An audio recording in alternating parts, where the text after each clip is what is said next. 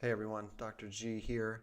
Now, I don't normally do this, and by this I mean making, negative listicles. But if you take or are thinking of taking probiotic supplements, you have to watch this.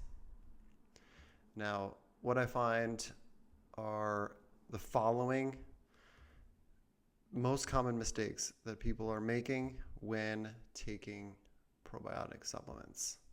Number one, there's too many strains in the pill.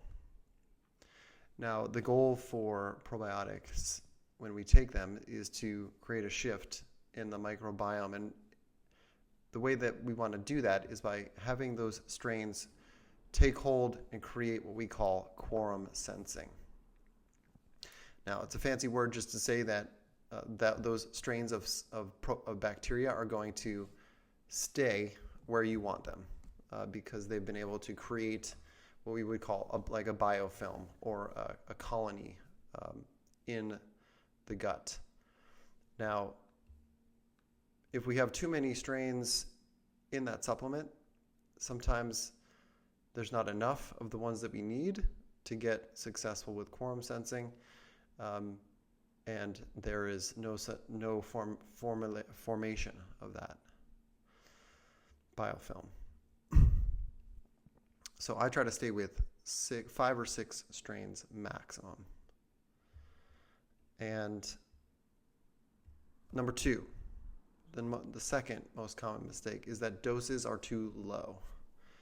So colonizing and taking hold or crowding out of bad bacteria requires, once again, that quorum sensing and adhesion to the gut lining. So otherwise, we excrete most of what we put in. Higher doses, however, of the more focused strains will allow us to do that. Number 3, taking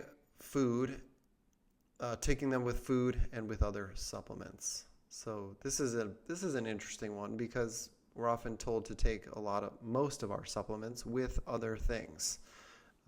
This is a particular scenario where maybe that's not the right choice. Certainly if we're eating fermented foods as a meal, obviously those types of probiotic strains are going to come with the food that we're eating. However, if we are targeting specific symptoms and some very specific condition-based considerations for the supplements, well, it's interesting to consider that maybe we would take those at a different timing. So foods like garlic, onions, and other supplements like quercetin and others can once again prevent quorum sensing or biofilm formation of the bacteria in the gut. So when we take probiotic supplements together with those foods or with those other supplements, we're going to have a hard time doing so. So I recommend taking those supplements 2 hours away from food and other supplements, or overnight during a time of lengthened digestive rest.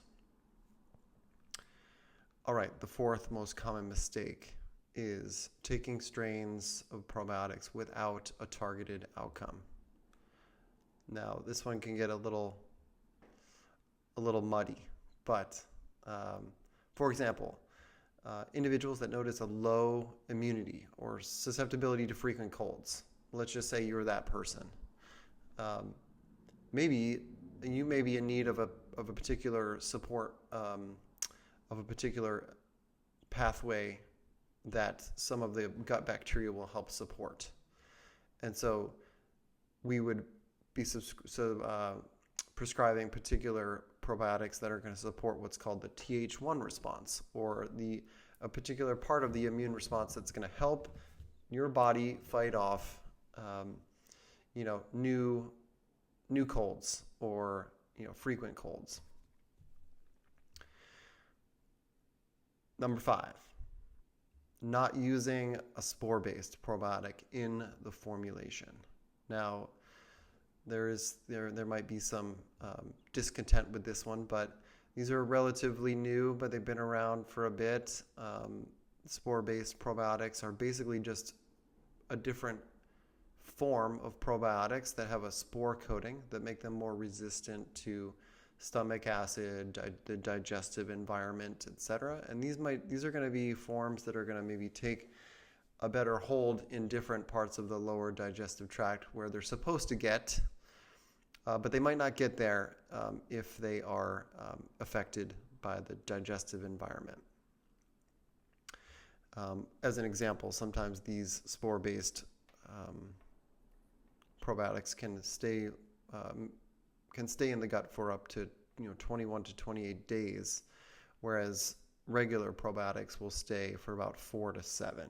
So there's a little bit more of a robust, I guess, effect that they might have because they can stick around for longer.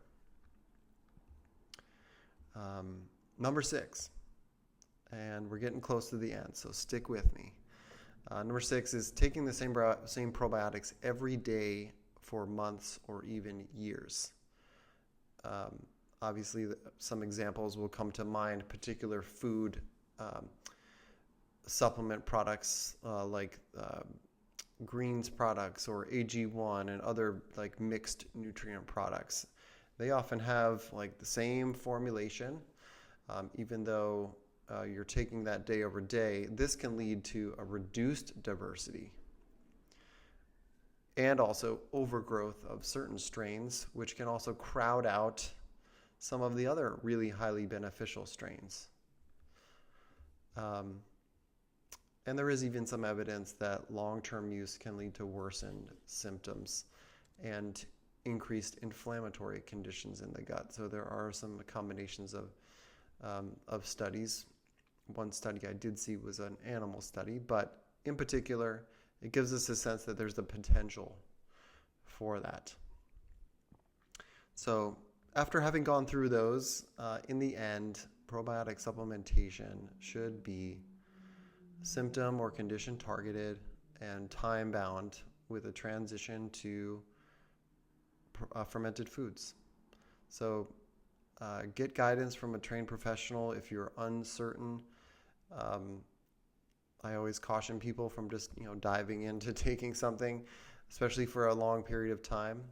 In some cases, though, a diagnostic stool analysis or a GI map would be indicated to help guide bacterial strain repopulation.